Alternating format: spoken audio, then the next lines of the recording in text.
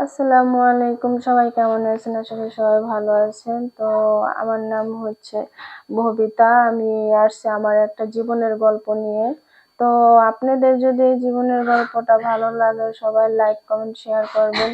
এবং কি দেখা গেছে আমি আসছি আমার এই গল্পটা অনেক দিন ধরে বলবো বলবো করে বলা হয়নি। তো হঠাৎ করে তাদের নাম্বারটা পাইছি, পাওয়ার পরে ফোন দিয়ে আর কি ভাইয়াদের এখানে আসলাম আমার এই গল্পটা বলার জন্য।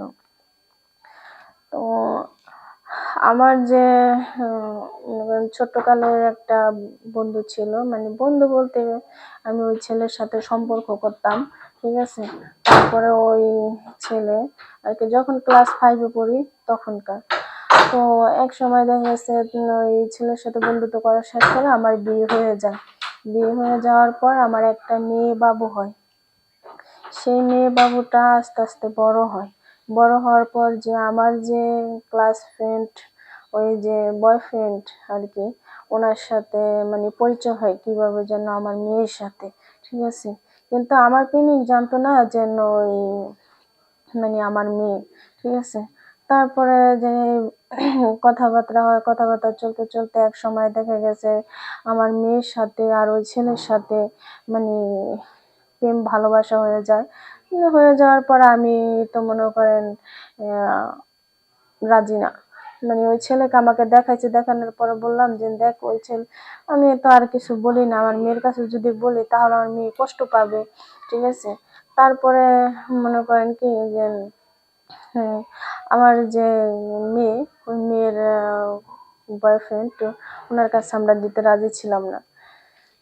রাজি না থাকার কারণে এখন ও তো জোর করে বিয়ে করতে চাইতেছে বা বিয়ে করবে। তারপরে যাই হোক, যেভাবে হোক বিয়ে শাদী হইলো। হওয়ার পরে আমার মনে মনে ভাবলাম যে ও যেহেতু আমার ছোটকালের প্রেমিক, ঠিক আছে, যে যদি বিয়ে হয় তাহলে তো একটা কিছু করা যাবে বা ওর সাথে আমি কথা বলতে পারবো, দেখতে পারবো। তারপরে যখন আমার মেয়েটাকে ওর কাছে বিয়ে দিই, মেয়েটাকে যখন ওর সাথে দেখি হাঁটে চলাফেরা করে বা ওর সাথে রাত কাটায়, দুজন একসাথে থাকে, তখনকার আমার সেই ছোট্টবেলার কথা মনে পড়ে যায় যে আজকে আমার প্রেমিক আমার সাথে না থেকে নাই করে আমার মেয়ের সাথে থাকতেছে, মেয়ের সাথে বর সংসার করতেছে। তখন তো দেখা গেছে খুব খারাপ লাগে। তখনকার দেখে তো আর আমি সহ্য করতে পারি না। তারপরে একদিন হঠাৎ করে মেয়ের জামাইকে আমি ডাকলাম, যে বললাম যে তুমি তো আমার ছোটকালের প্রেমিক, ঠিক আছে, যে এখন মেয়ের সাথে তোমার বিয়ে হয়েছে, তো এখন কি করবা? সে বললো যে কোনো সমস্যা নেই, যখন মেয়ে না থাকে তখনকার কি যে আমার মেয়ের জামাইয়ের কাছে যায় মনের চাহিদাটা পূরণ করে আসি। যে ছোটকালের প্রেমিক তো তারে দেখলো তো এভাবেই ভালো লাগে, তো কি করার আছে বলেন। তারপরে যাওয়ার পরে এখন মনে করেন কি তার কাছ থেকে এত সুখ এত শান্তি পেয়েছি যা কখনোই ভাবতে পারি না, ঠিক আছে। একটা মেয়ে চায় কি একটু সুখ আর শান্তি। যাই হোক, যে মেয়ের জামাই যেহেতু, এটা তো বলা ঠিক না। এখন দেখা গেছে অনেকেই ভাববেন খারাপ, কিন্তু দেখেন আবেগের হলো সবকিছু, কিন্তু আমি তখনকার বুঝতে পারি নাই, ঠিক আছে, আমার জীবনের লাইফে এরকম দুর্ঘটনা ঘটে আসবে। তা যাই হোক, খুঁটিনাটি এগুলা মনে করেন হয় এই জীবনের লাইফে। যখন একটা মানুষ ভুল বুঝতে পারে নিজের জিনিসগুলা, তখনকার সে তার ওই ভুল পথ থেকে সরে আসে। তো যখন আমি নিজের ভুলটা বুঝতে পারি, না না আমি এটা কি কাজ করতেছি। ও আমার ছোটকালের প্রেমিক ছিল বা বন্ধু ছিল, যাই ছিল, আল্লাহ তাআলা ওর সাথে আমার সাথে মিলিয়ে রাখে নাই। তো ওর সাথে আমি কেন এইসব কাজ করতেছি? তো এক পর্যায়ে দেখা গেছে যে এরকম কাজ করতে নিজের নিজের প্রতি একটা ঘৃণা জাগে, যে না না, আমি মেয়েটার সংসার যদি নষ্ট করে দেই তাহলে তো হবে না।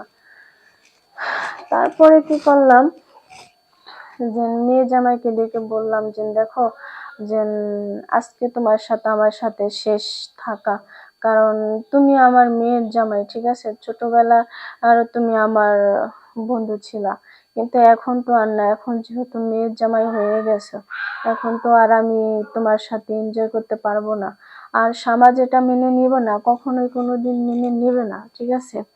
যদি মনে করো তোমার শ্বশুর বেঁচে না থাকতো, তাহলে একটা কথা, যেহেতু তোমার শ্বশুর বেঁচে আছে, আর আমার জীবনের যত চাহিদা আছে তোমার শ্বশুর মিটাতে পারবে, করতে পারবে, আর তুমি তো মেয়ের জামাই, তোমার দেয়া এগুলো আমার সম্ভব না। যা করছি ঠিক আছে, তার কাছে আমি সব ভুল স্বীকার করে নিচ্ছি। আমি যদি আমার মেয়ের জামাইর কাছে যাই, আমার মেয়ের সংসারটা নষ্ট হয়ে যাবে, এবং কি আমার মেয়ে শুনলে খুব কষ্ট পাবে, ঠিক আছে। তো এই জন্য দেখা গেছে আমি তার প্রতিক্রিয়াই করে দিছি।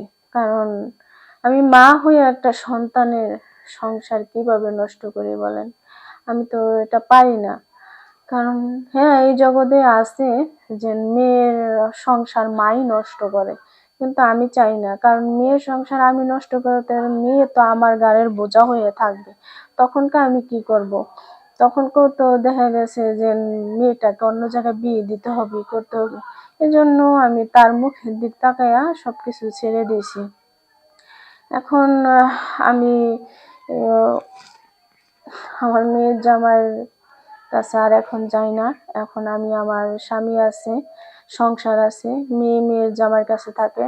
আমি আমার স্বামীকে নিয়ে সংসার নিয়ে ভালোই আছি।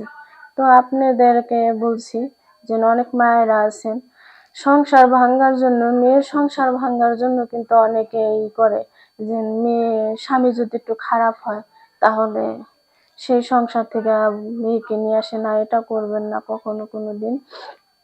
আর মেয়ের জামাইয়ের সাথে কখনো পরকীয়া করবেন না। যদি করেন তাহলে মেয়ের সংসার থেকে নষ্ট হয়ে যাবে সবকিছু। তো আমি এখন মনে করেন আমার বাচ্চা, সংসার, মানে দোনোটা মিলে জিলে এখন ভালো আছি। তো আমি আমার স্বামীর সংসারে অনেক অনেক সুখে আছি। যে যেহেতু ছিল, ও চলে গেছে, মেয়েকে নিয়ে দূরে সরে গেছে, এখন ওরাও ভালো আছে, আমিও ভালো আছি। সবাই ভালো থাকবেন, সুস্থ থাকবেন। আর এই গল্পটা যদি ভালো লাগে সবাই লাইক করুন, শেয়ার করবেন। আল্লাহ হাফেজ।